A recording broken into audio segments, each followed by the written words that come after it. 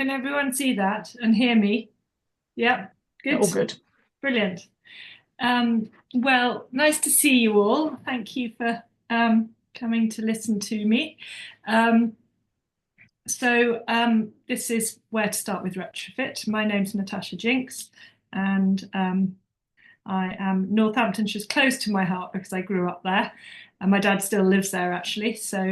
When Jane got in touch and said, "Would I do this?" I was happy to. And apologies for this thing hanging over my neck, which is one of those long hot water bottles because I've got a kind of bad neck and back, but just ignore that. So let me run through what I'm going to cover tonight. I think this will take about sort of 15-20 minutes, hopefully. I could make it longer, but I think probably because I don't know your kind of levels of understanding to do with retrofit, and also I'm sure there are lots of questions that you might have. I didn't want to overload you with too much information. But honestly, feel free to ask me questions at the end. So I'm going to run through a little bit about me and sort of how I got into retrofit, and then I'm also going to talk about Cosy Homes Oxfordshire, which is a sort of one-stop retrofit organisation, which I pretty much do all my work through now. And then I'm going to talk about retrofit. What is it? Why do people do it? And also give you an understanding of the retrofit journey that we deliver through Cosy Homes Oxfordshire. And then I've got a couple of case studies and some examples of retrofits in both modern constructed buildings and also in traditionally constructed buildings. And then just a final slide about where I think the retrofit market is at and where it's sort of headed in the future.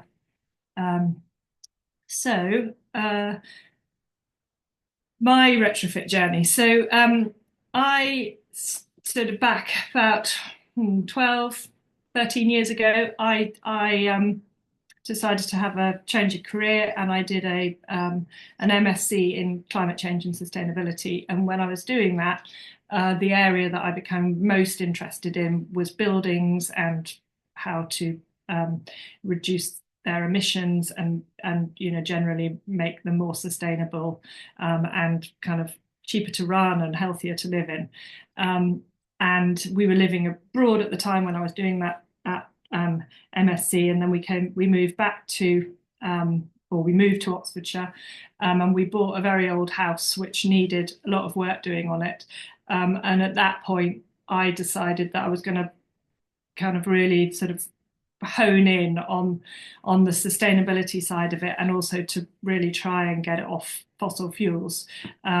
So that's what we did, and about 6 years later, we completed the project, and we now have a lovely old house which is very warm, and it is heated with a heat pump, and it has a lot of solar, and it is kind of a really kind of comfortable environment to live in.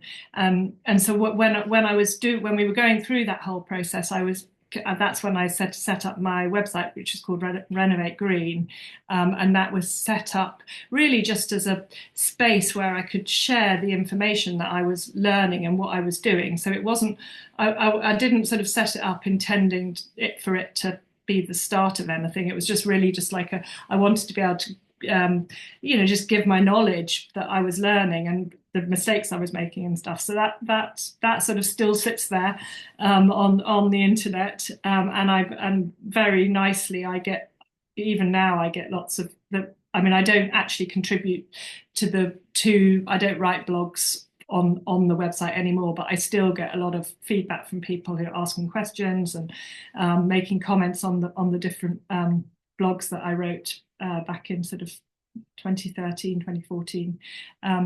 So then, having completed that, my own retrofit project, I then trained to be a retrofit coordinator.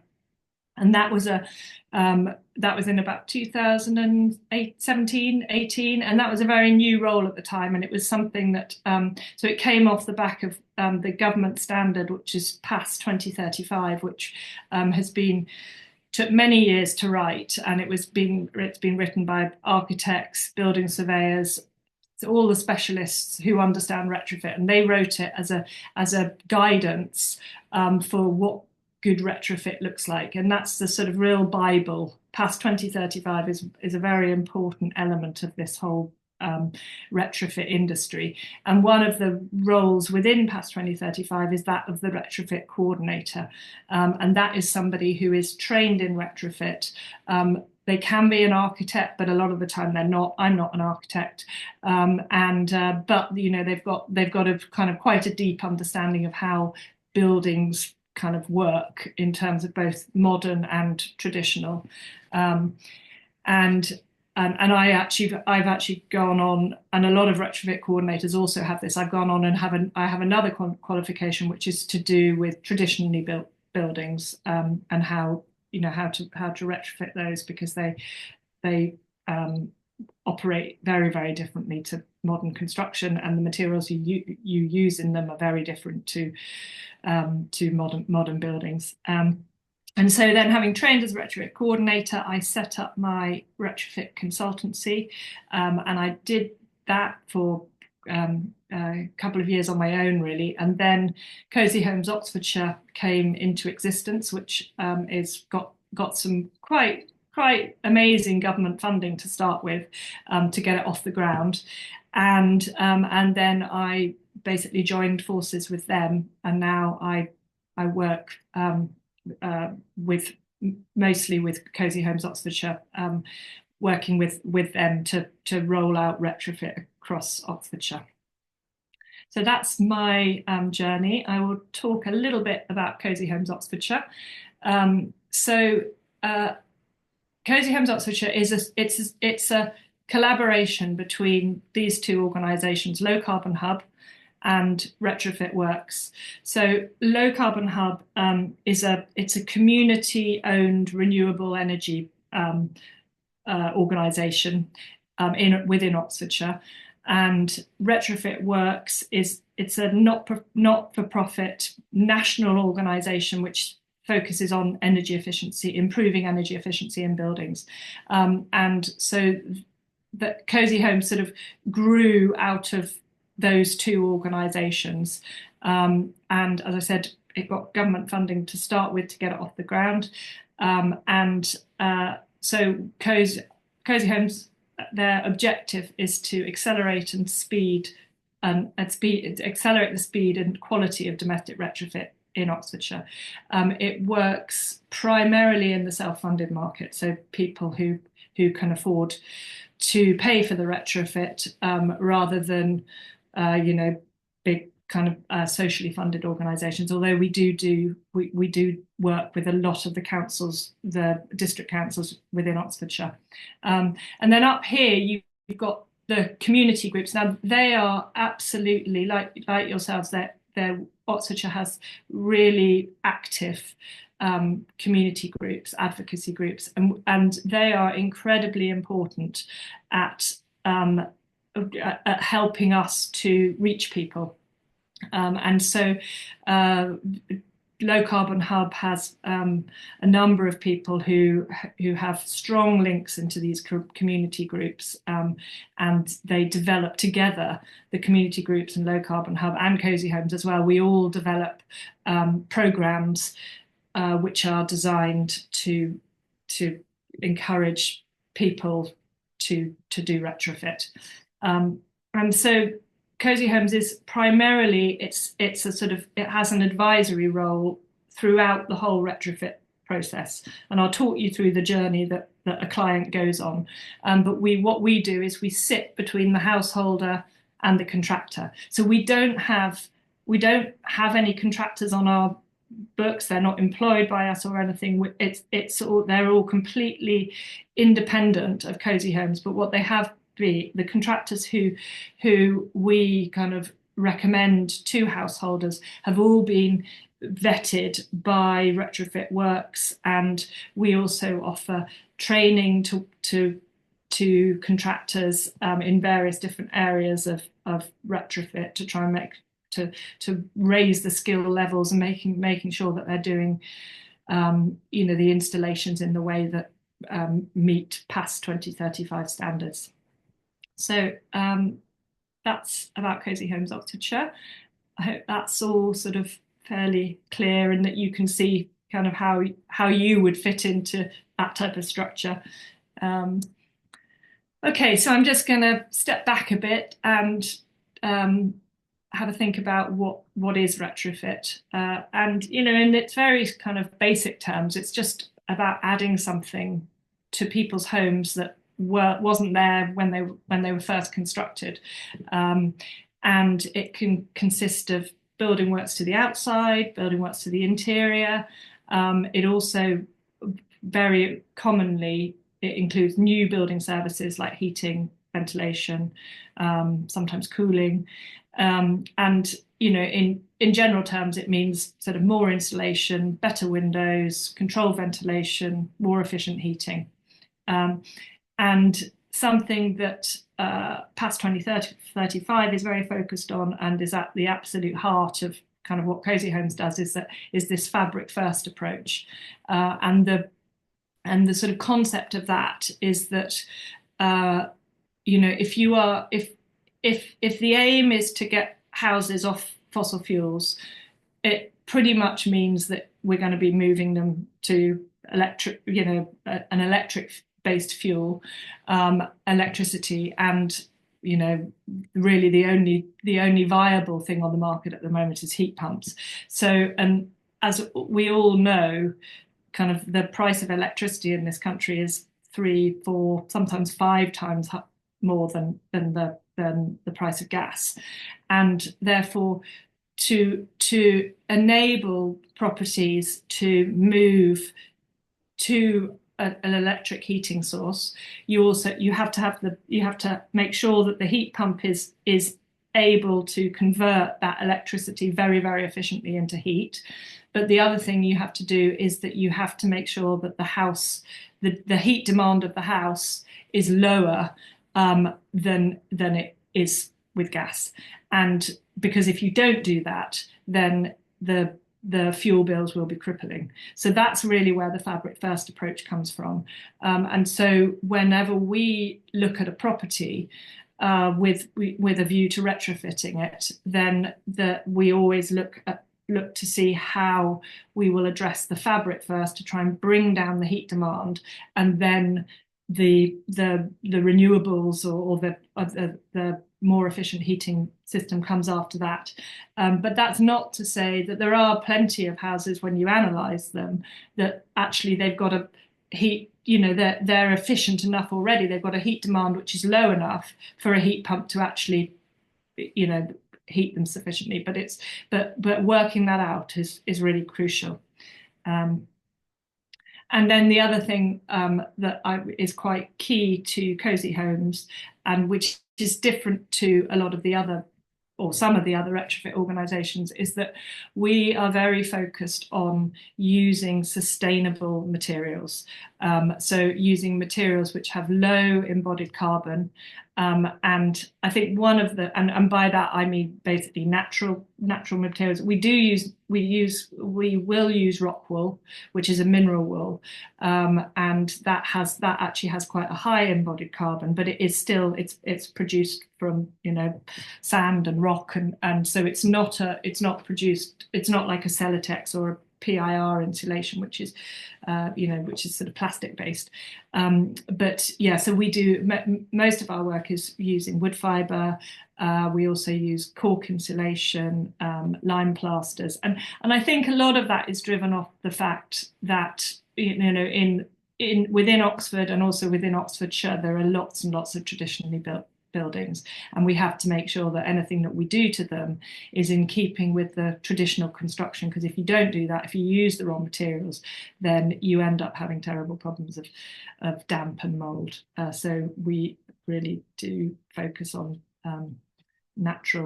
trying to use natural materials. I mean, it doesn't.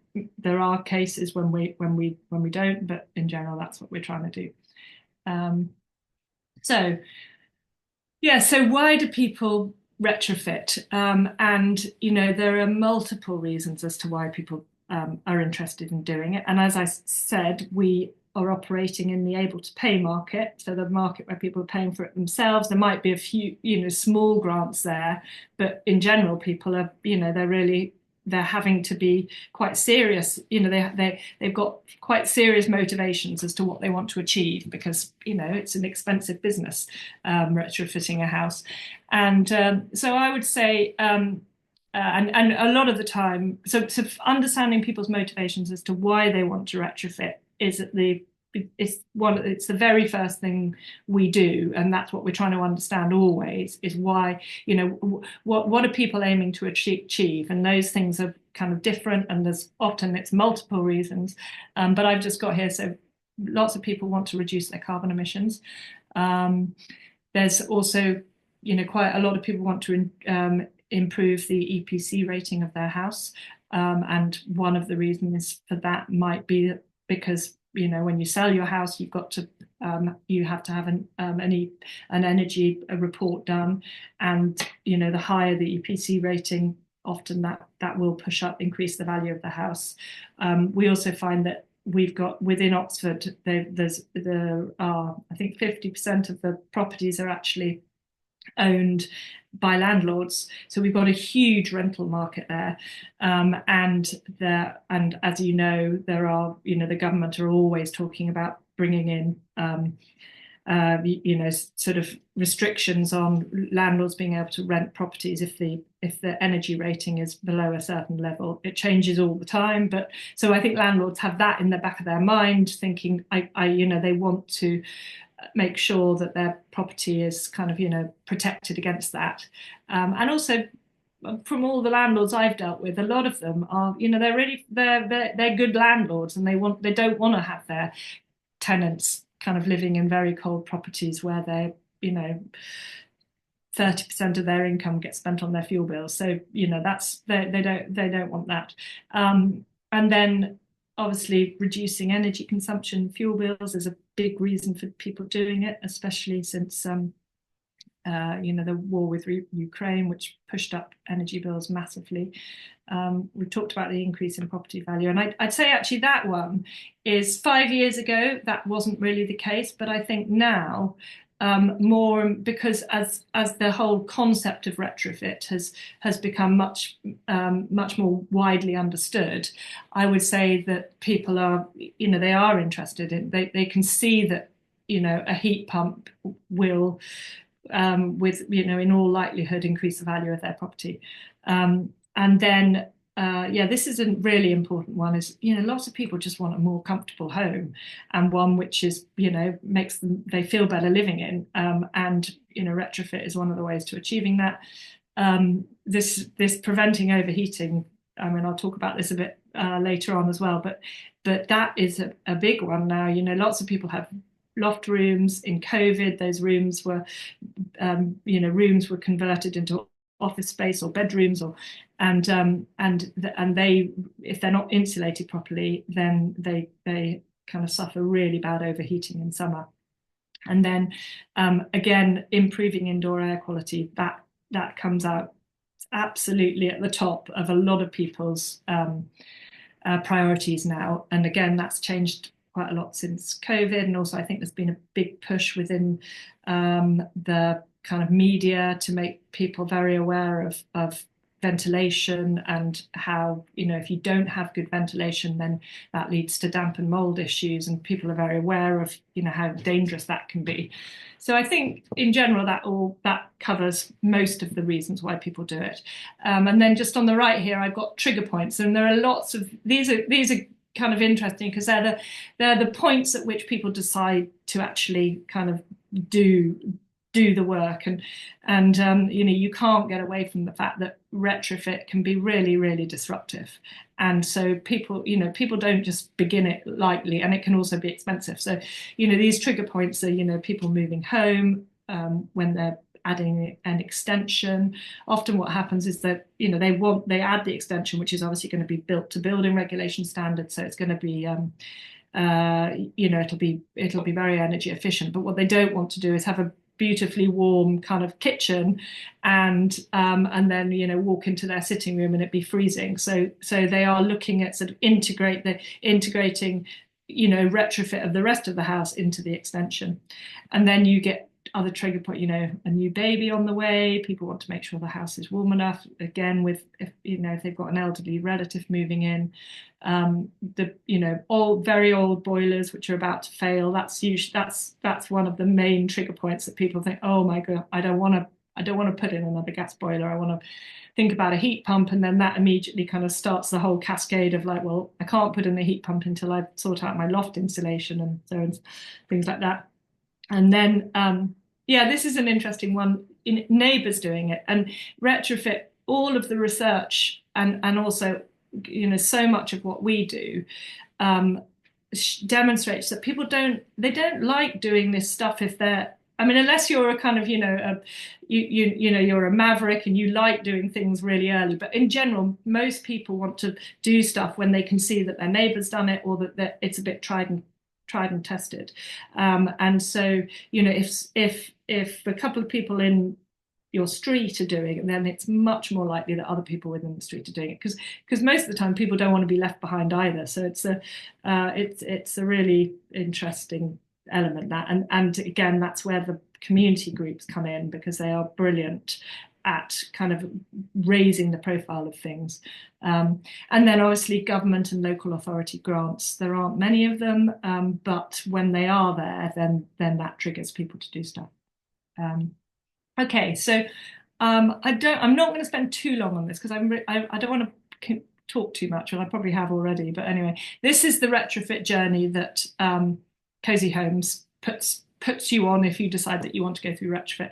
The sort of first green element is the consultancy, and that involves, there is an app that you can go on and you can just get a very rough idea on the app as to what you might be able to do with your house. I can't tell you that it's very accurate in terms of the costings or anything, but it sort of it draws you in. And then the next thing is you get a call from a retrofit coordinator, so somebody like me, and to discuss what you might want to do. Then if you want to go to the next stage, then we will send out a surveyor to the house, and that surveyor will get a load of information about the house, measuring windows, walls, understanding how the building is built, measuring the insulation levels. It's a pretty detailed survey. And then all of that information gets uploaded to an XML file, which gets sent over to the retrofit coordinator. And what we then do is we upload that file onto a software system that we use. And it's a software system that it has been rolled out across the country, and it's run by a company called Cotality. It used to have a much nicer name called Parity Project, but it's now called Cotality.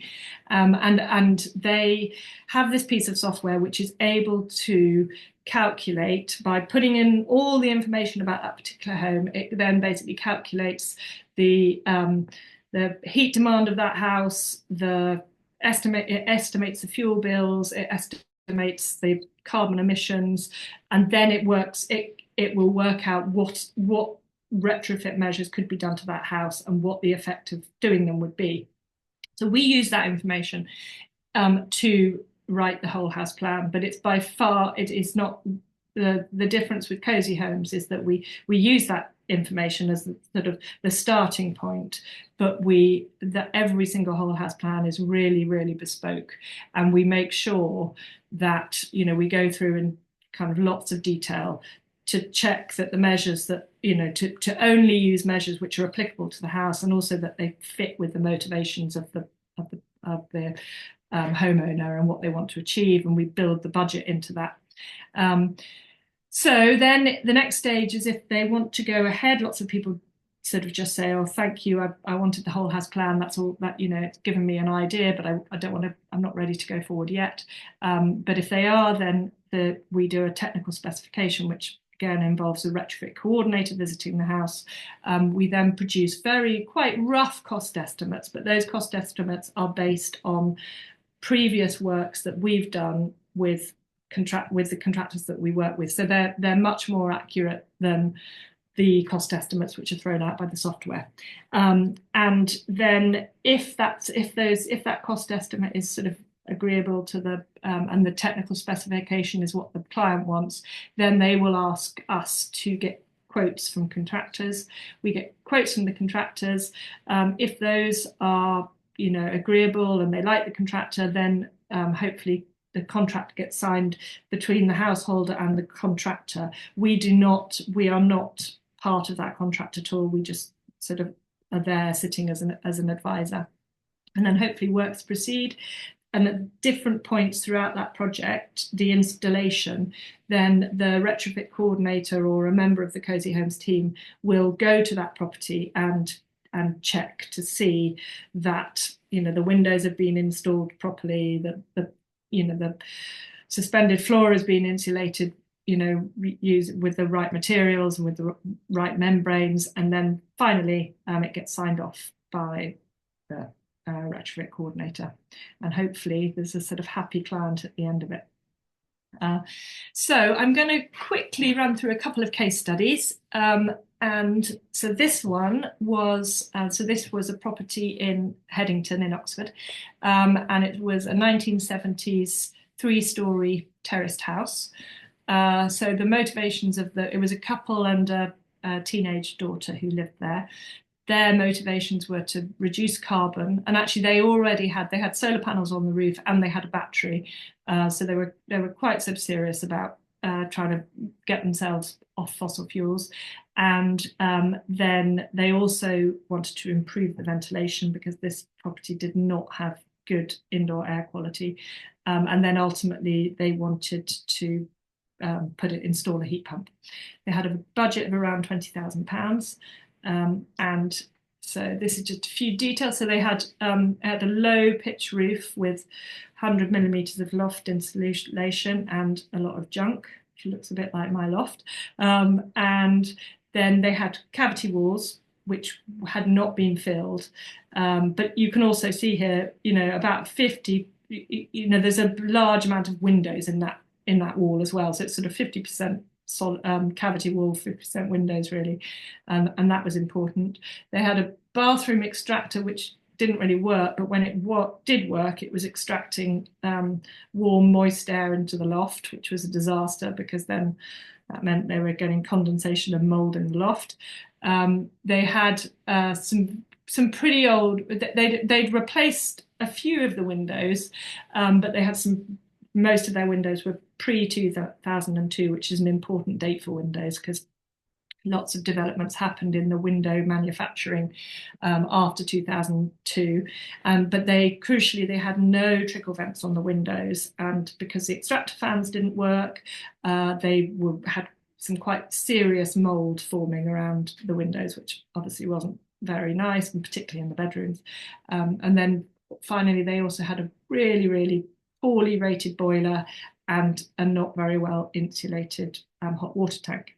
So we did the analysis on this property and we put it through our software. And what it came out with, came out with a fairly high energy use, quite high fuel bills because it was a relatively small house. It was terraced, so it shouldn't have been losing a lot of heat. But what it was interesting is that it's actually got quite a high energy rating.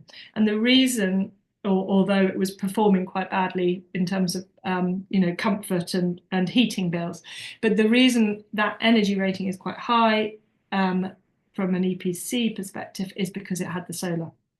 And solar is one of those things that pushes up your energy rating quite nicely, which for some people that is great. Landlords quite like solar panels because they can increase their energy rating, EPC rating very quickly with no disruption to tenants. But what it doesn't do is it's sort of kind of it's a very cloudy picture in terms of how the house actually performs. And you can see here, so this graph is showing you all the different, which elements of that property are using the most amount of kind of energy. So you can see here, this really high one is the hot water, and this other also high one is the heating and efficiency of the boiler. So those two combined are kind of using up a lot of the energy use. You can also see the wall losses are pretty high. That's because the cavity walls are unfilled. That's the solar, which is a bit confusing, but that's a gain rather than a loss. And this window, the glazing losses are also quite high. So that's a very useful graph for us to look at and try and work out, fit it in with their motivations, fit it in with the things that they've indicated that they might want to do.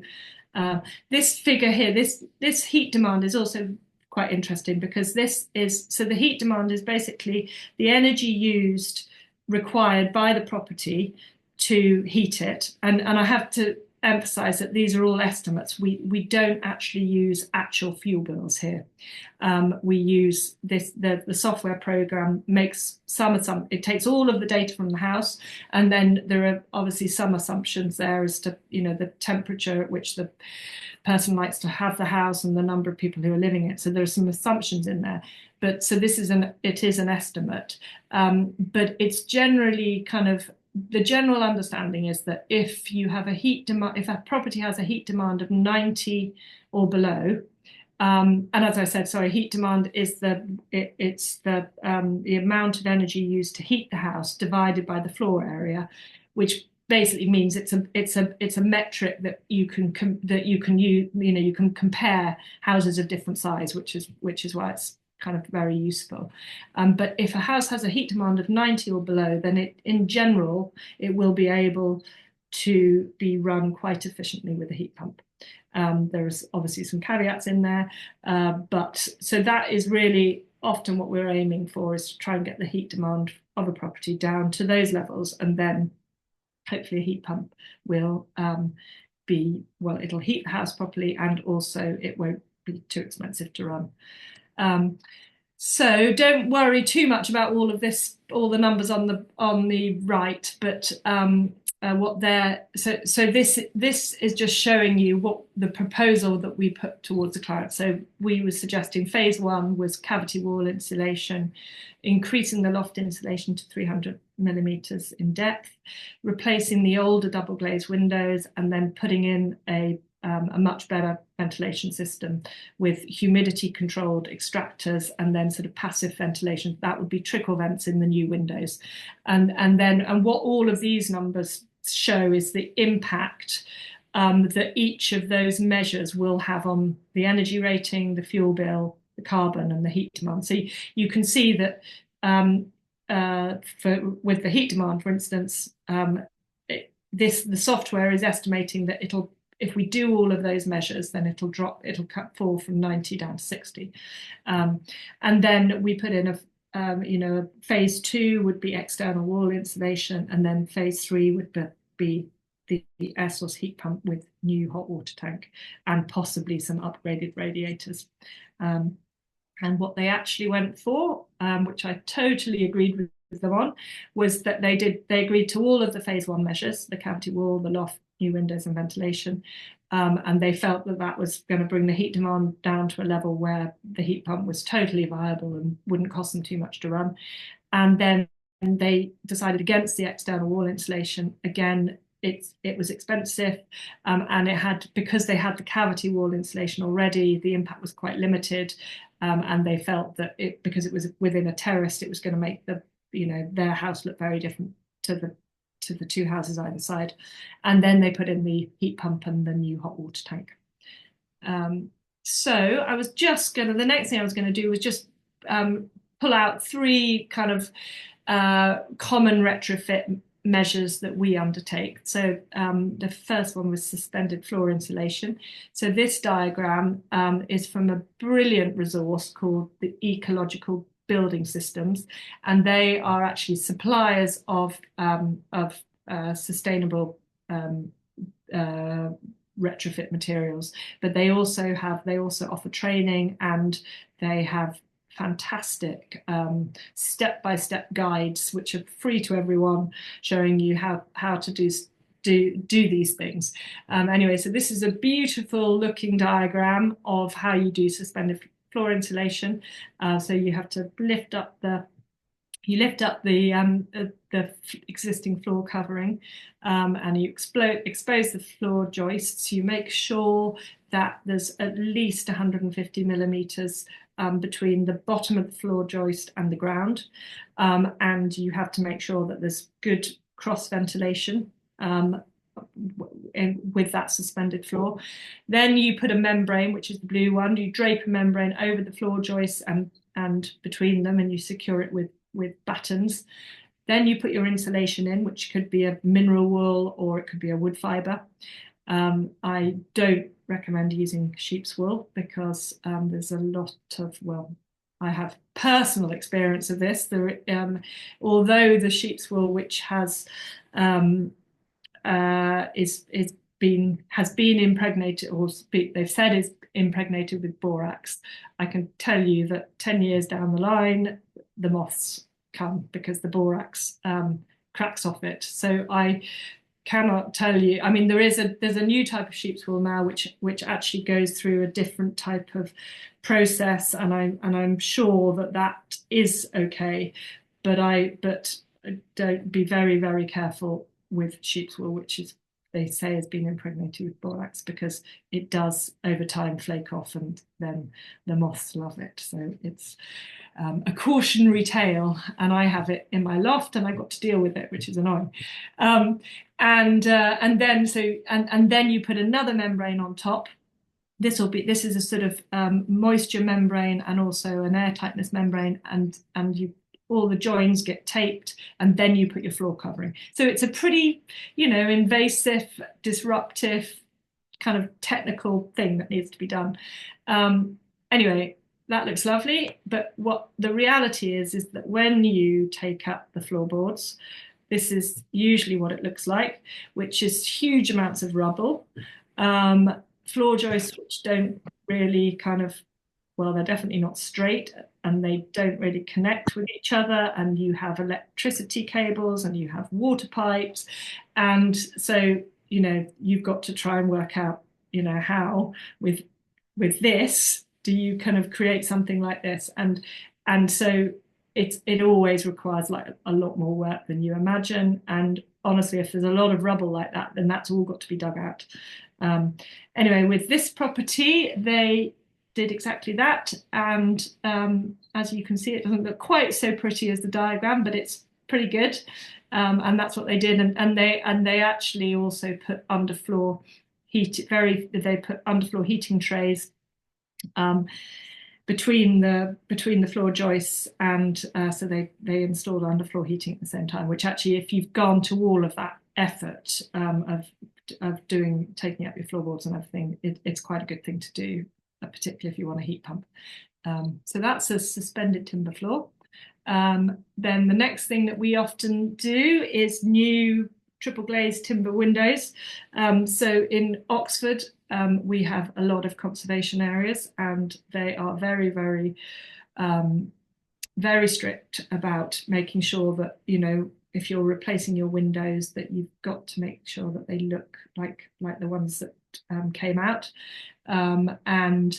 So we have a couple of really great timber window manufacturers who are able to make new triple glazed windows which look very, very similar to their single glazed equivalents. But one of the things which is absolutely key, and what we've done quite a bit of training on this with our contractors, is that if you've got an incredibly high performance window which isn't losing very much heat through the glass, not losing very much heat through the timber frame, what you have to do is make sure that it's installed properly, and that is the tricky bit, because the whole outer case, this opening here, used to have a traditionally opening sash window, and there's always kind of gaps and shafts behind them, so you have to a lot of work has to be done to make sure that when this new window is installed,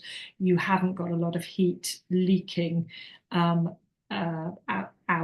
from around it. So that involves there are some brilliant new expanding tapes on the market, but and not contraband, sort of, third, fourth, fifth generation of that, and they are airtight and they're wind tight and they're waterproof, and we use those, and then we also use airtightness tapes on the inside, and to make sure that there really is no heat escaping from around that window. Because the last thing you want is you don't want to have a thermal bridge around the window, because it's often the coldest place, and then you'll get mold growing. So that's triple glazed windows. And then the last one is room and roof insulation.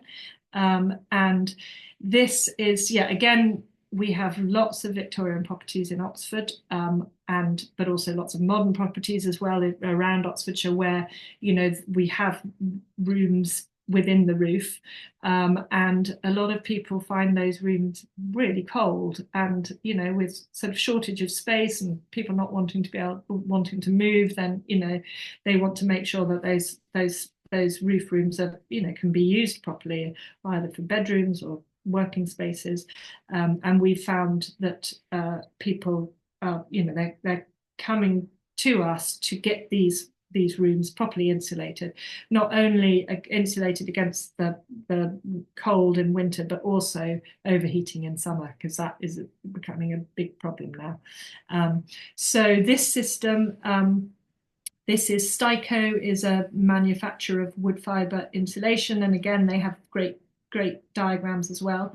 And I don't know if you can see. So what happened? This again, it's pretty invasive. I mean, you have to strip off all the plaster, expose the rafters, and then what we were doing here is that we installed a sort of flexible wood fibre between the joists, and then that was 50 mil, and then we would a less flexible one. It was laid over beneath the joists in 50 mil increments, and then you have a membrane. Again, that is a sort of a vapor control membrane, because the problem with roof rooms is that all of the warm moist air from the house ends up in the in the roof room, and you've got to make sure that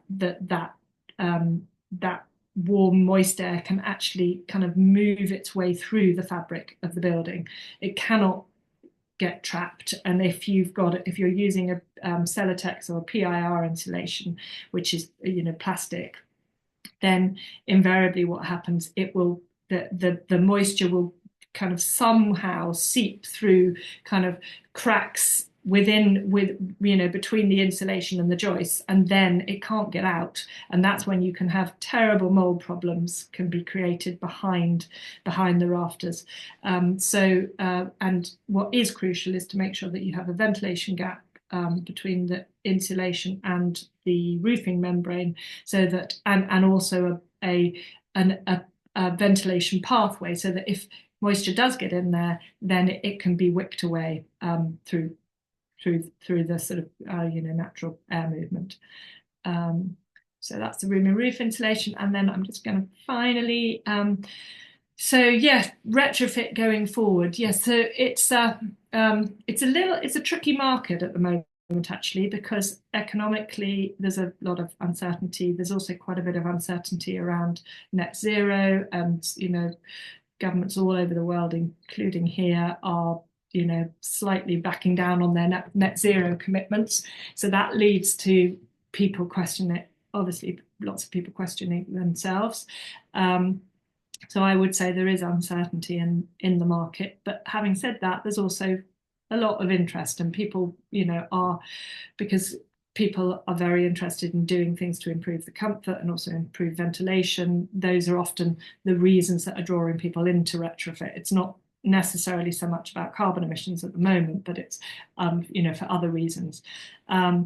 The grants are all around heat pumps rather than insulation, which is a little bit short-sighted. But there are grants in the sort of social housing space, and also for people on, kind of on benefits, that it's possible to get grants for insulation there, but there aren't any grants at the moment in the able to pay market. Finance packages, there are some options out there in terms of green mortgages, and also loans based on kind of energy efficiency measures and stuff. But I have to say that all the research and everything I've ever seen is that homeowners are still very skeptical about taking out finance to do retrofit. But on a more positive note, we have lots of competitors in the market now, and all down here I've put all of these organizations are doing things very similar to us. And there's a great sort of digital offering. The amount of information that you can get online about retrofit has just kind of gone crazy in the last 5 years. So that's amazing. And then I would also say that on the contractor front, that contractors are scaling up, and I would have said 3 years ago that was really one of the weak points, is that it was hard to find contractors who knew how to do this stuff really well. That's changing. We have a really brilliant organisation in Abingdon called Net Zero Skills Hub, and that has been set up to train young people, young school leavers, to kind of skill up to know how to actually do the building works and do it well, do the retrofit works and do it well. And also a lot of we're finding that a lot of the driving force is coming from the local authorities, and also some brilliant town councils are doing things. So I've just put down Oxford City Council are excellent at really trying to getting funding for kind of retrofit. And one of the things that I've been working on for a long time now is this project called House Like Mine, which Cosy Homes has launched alongside Oxford City Council. And what that is it's and other councils are doing this as well. It basically takes archetype houses. So we took 10 of the most common house types across Oxford, and we analysed each of those houses, and then we produced a whole load of kind of material about that house, demonstrating, what it would mean if it put solar panels, what it would mean if it kind of put insulation, how it would be done, and then they are all freely available to people if they've got a similar house. So and again, town councils are doing that as well, and I think that's a really interesting way to go, because a lot of people can't afford the sort of £300-500 to have a whole house plan done. But if they've got these archetypes out there which are freely available, then it gives them a really good idea as to what they might be able to do for their home. So I am going to stop gabbling on now and hand it back over to you guys. So do I stop sharing, don't I, Jane? Yes, please. Much better if we can see everybody's faces, I think. Thank you so much. That was really interesting. Astonishing amount of information crammed into that Sorry, period how of time. long did I take? Oh, yeah, it was quite a long time. It didn't, to be honest, I don't know about everyone. It didn't feel like a long time to me. Well, I mean, I was obviously typing frantically, so now I've got slightly sore fingers. But but no, that was so interesting. Thank you very much. I'm going to open this up for questions now. Does anybody have any questions? I have, but I'm going to wait for other people.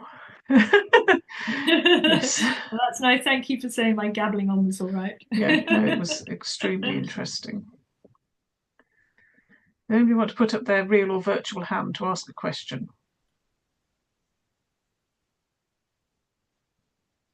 No, I can't believe that. Okay, David, yes. It's a nice job, but somebody's got to do it. Yes. My family members have a Victorian 1900 terraced house, two Yep. bedrooms, bathroom, and it was two rooms downstairs. It's now one. They're interested in doing all this. Is it? I just get the feeling looking at that it's going to be hugely expensive.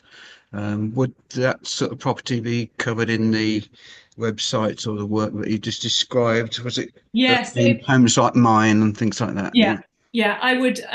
So if you go, I put so if you just literally Google house like mine, then it will come up with the case studies. I think there are 10, maybe even 12 actually. And there will definitely be one of those properties is a kind of terraced Victorian terrace. And you will be able to see what the type of thing that, can be done.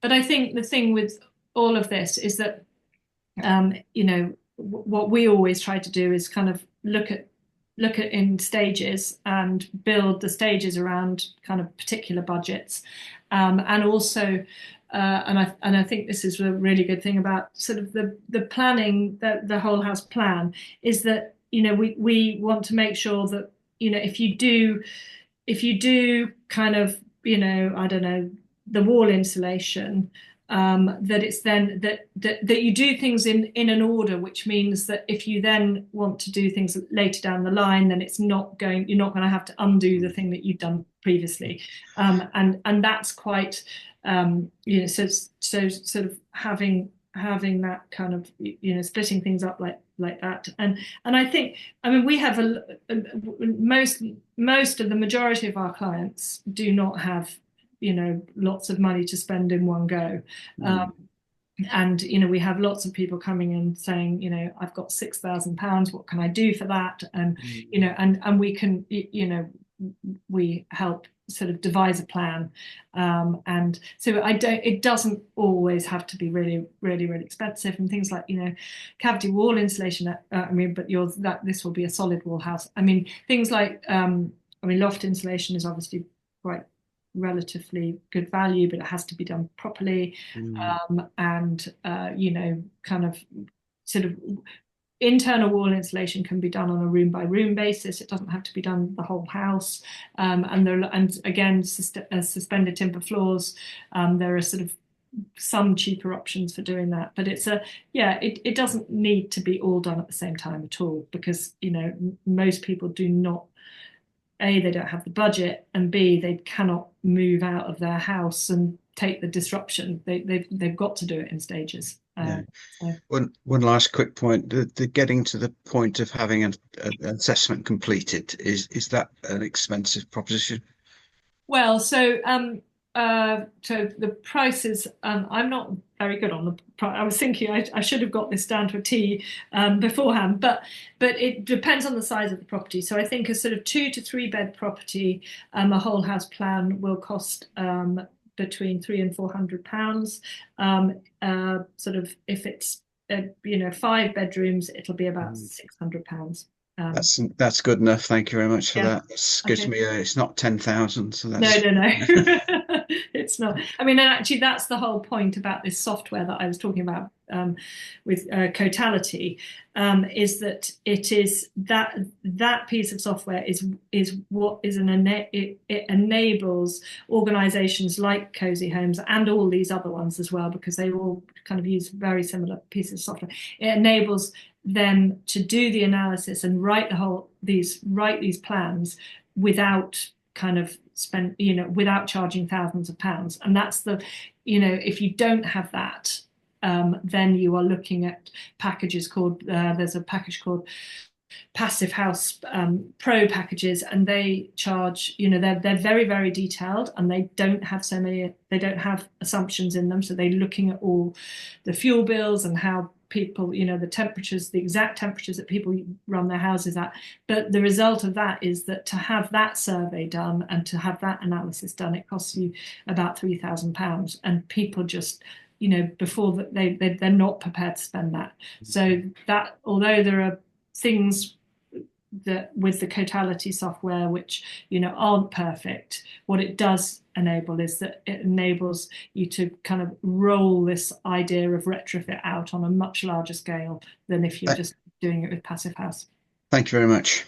Presumably, one of the benefits of having the plan is that as a household, if you, as you said, with one of the motivations is to get the EPC rating improved if you want to sell. So if you do some of this work with that partly in mind, and then you sell the house, you can hand on the plan to the next That's homeowner true. to say, Yeah, this is what exactly. we've done. So if you Yeah, want to do the next yeah. thing, And also yeah, the surveyors, the people who actually go, so we use a company to go and do our surveys, and they are EPC surveyors as well. The survey that they do for us is way more detailed than the survey they do to generate an EPC, but it means that they are able to, off the back of the survey we've had done, they're able to actually lodge an EPC certificate. okay. And they will go back to the house having had the measures done, and they will kind of then see, what those measures have done in terms of changing the EPC rating. Thank you. That's really useful to know. Nick, was that your hand up? Yeah. I was just wondering about the floor insulation. I presume that's on a suspended ground that's floor, a suspended timber floor. Yeah, exactly. Yeah, rather than in between sort of ground and first floor. Well, yeah, but actually, no. That was a ground floor. Yeah, that was a ground floor suspended floor. But in a very deep retrofit where they are, they're sort of stripping everything back, and they're putting, for instance, internal wall insulation kind of on all of the internal walls. Then it is quite common also to do the intermediary floors as well, just to try and kind of restrict heat losses between the sort of where the joists go into the wall and stuff. And also it's often used as sort of sound, noise protection as well. So yeah, you do get, I mean, it's not personally, I don't think it's, because I wouldn't do it between floors, because you want to create this, you want the the thermal envelope of the property to be kind of insulated and protected. So it doesn't really matter that the heat is kind of, it's all staying within the house, as it were. But there are, definitely some people do it between the floors as well. And do you also advocate some cheaper measures like thicker curtains and curtains between floors? Well, I'm really I'm really pro that actually, and whenever I write my whole house plans, I really kind of do advocate things like that. And if there are shutters on the windows, then bringing them back into use, and heavy curtains. I mean, quite often we do thermal image surveys on the properties to, if we've got a property where the client isn't that clear about where their money would be best spent, then we will do a thermal image survey, and it's amazing what a difference. I mean, even a quite a thin roller blind pulled down on a window.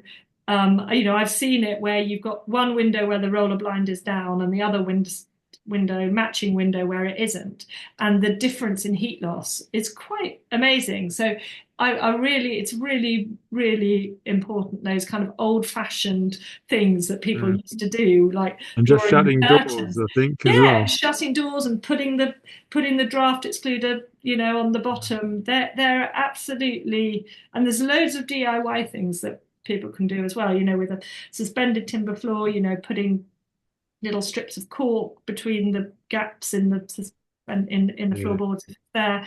All of those things are absolutely, and just going around your house and looking under sort of sinks where the pipe work comes in through the wall, and looking to see whether there are kind of gaps and what you can do to try and seal that off. And there's so much DIY stuff that can be done.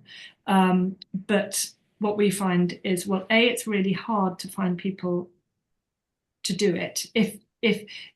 So I think in general it has to be done by the homeowner, because they're the type of jobs that contractors are, it's fine if they are working on property anyway and doing a retrofit, then they will do all of those. They'll do those sort of DIY jobs because they're there. But finding somebody who will go to a property and do those small jobs is really, really impossible. So it has to be something that probably the homeowner does themselves. But I'm a big fan of all of those things. If you've got the skill and time to do it, they're really important. And you mentioned on double glazing trickle vents. Trickle vents.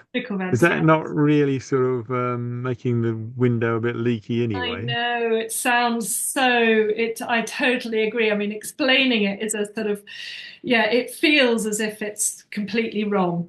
But it is, so it's part of the latest update of the building regulations means that you now, unless you've got an installed mechanical ventilation system, meaning a ducted, like a really proper ducted ventilation system in your house with,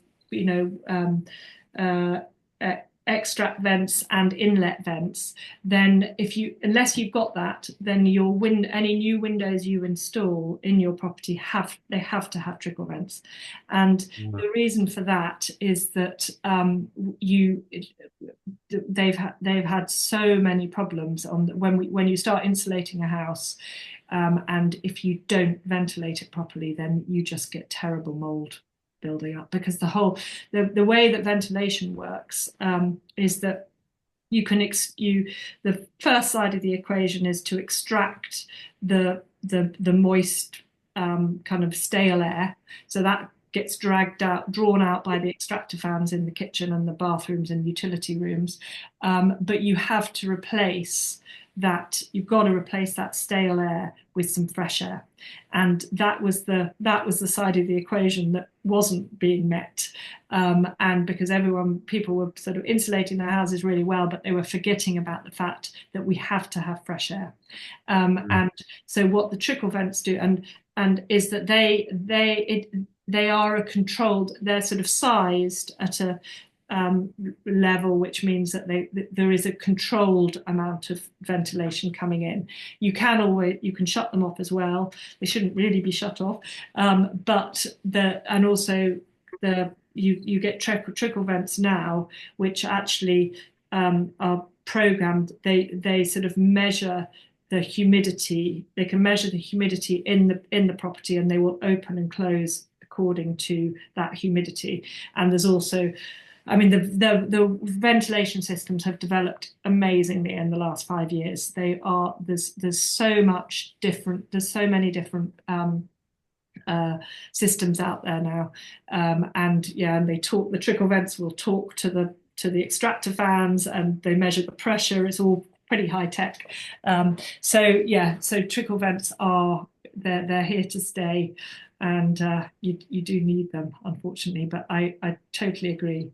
It feels a bit sort of crazy, doesn't it, when you've got this beautifully, brilliantly performing window, and then you've cut a slice of sort of a bit out of it and have air flowing through. But I think the point is that it is controlled and it's monitored, and Yeah. And do you fit air source heat pumps? Well, we do sometimes. I'm not a big expert on them, but I know they're pretty good in sort of open spaces. So I think they're less good in where you've got sort of different rooms and everything, but where you've got a big open space, I think air to air can be quite good. I think they're developing them quite. They're becoming much better. I think why they haven't, and I may be wrong on this, but I know it wasn't. So air to air doesn't get the boiler upgrade grant at the moment. It has to be an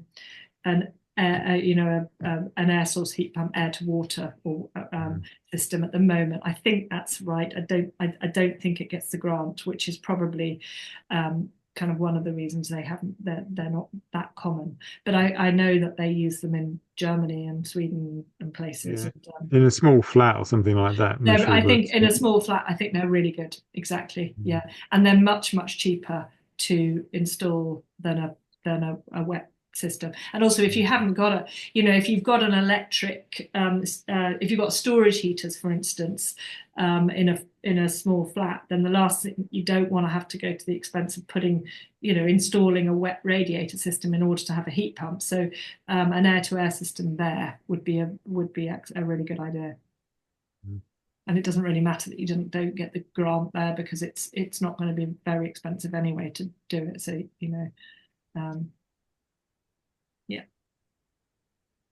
yeah. I just wanted to ask a bit more about Cosy Homes Oxfordshire and how that is set up. So you said this is I can't remember the exact words, but a community venture.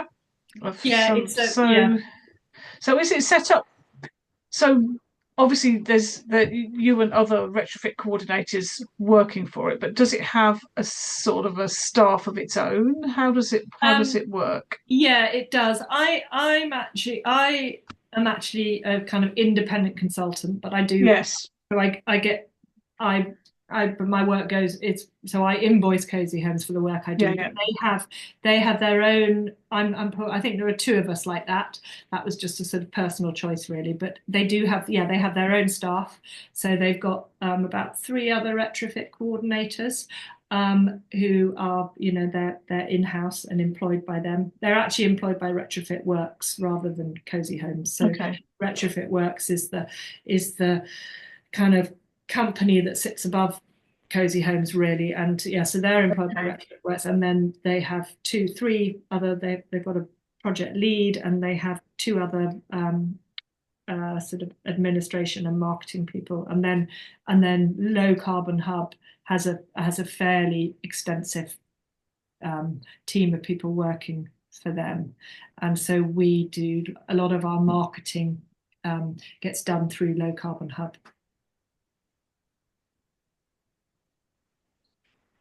Really interesting to try and understand how that all works together, really. Yes. So these are all they're separate entities, but kind of leveraging the sort of well, Low Carbon skills of each one. Low Carbon Hub is totally separate. Okay. And I hope I'm getting this right. I'm not. That's fine. Yes, thank you. But so Low Carbon Hub is completely separate. And they are a kind of very successful kind of community-owned renewable group, and you can Google them and find out a lot about them. And then Cosy Homes pretty much sits underneath Retrofit Works. Yes, I think it probably is. Retrofit Works is a cooperative, and it did actually.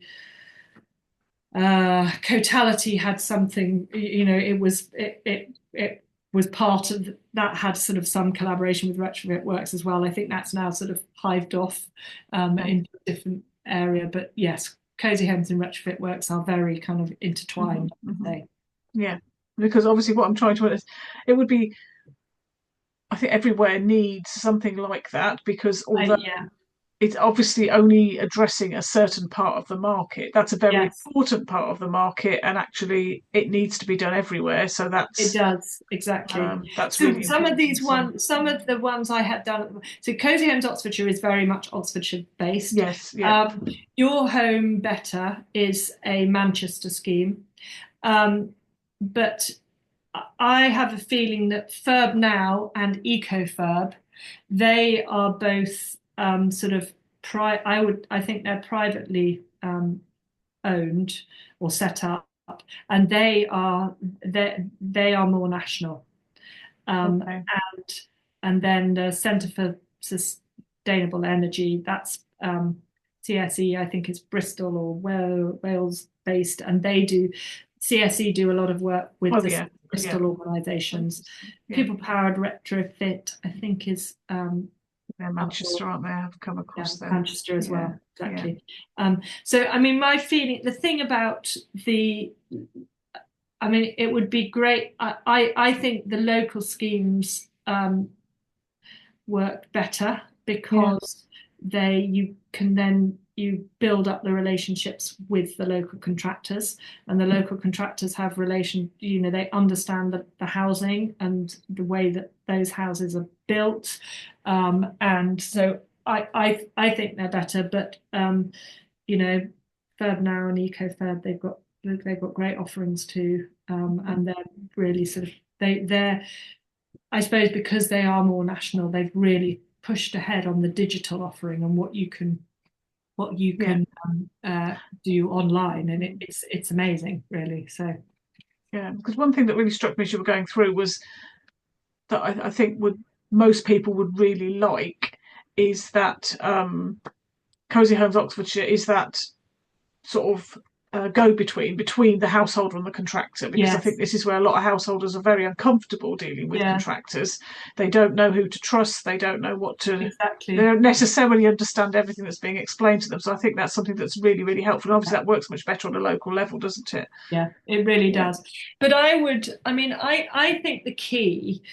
I would start by going to try to discuss it with the local council, because I don't know about Northampton, but the chance. Well, we've just had a local election, so I think we need things to bed in there a bit. Okay, but the chances are that the local authority will actually they are very likely to have an account with Cotality and run it, because Cotality all across the UK, they have set up. They have marketed to the local councils, because the councils have to work out what their carbon emissions are of the buildings within their authority, and in order to do that, they use Cotality, and so that could be that would be a good way of finding out. To find out whether they have an account with them, and if they do, they will have somebody within the council who will understand how to use that piece of software, and that is kind of key. And it's not that difficult to learn how to use it. And then if you can, if you can find some really good surveyors, energy assessors who are prepared, who kind of really know how to survey a house properly, then you can get some homes surveyed, and then that information, they all use the same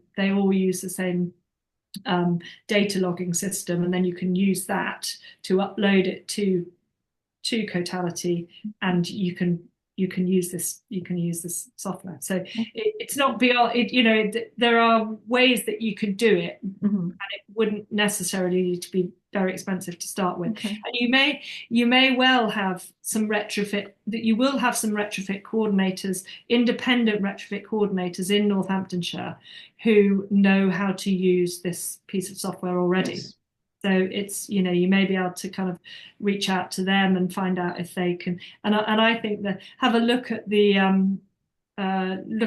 house, those archetypes that I was talking about, because that's a great way of starting off, is to take some a common house type and do a couple of them to start with, and then kind of just see if there's interest from people in getting going with it. Thank you. That's really, really helpful. I feel like we have thoroughly picked your brains. I think that's really excellent. And I'm sorry to have some supper now, because my. Oh God, yes, no, I'm sorry. I know we're late, so thank you very much. No. It's very nice to see really you. Appreciate it, and we'll. Obviously, I'm recording the meeting, so it'll go up on YouTube for everybody, and the slides will be shared, so we can all benefit from that. Thank you so much, and enjoy your supper. You deserve it. Thank you. Bye. Thanks a lot. Bye. I'll stop the recording.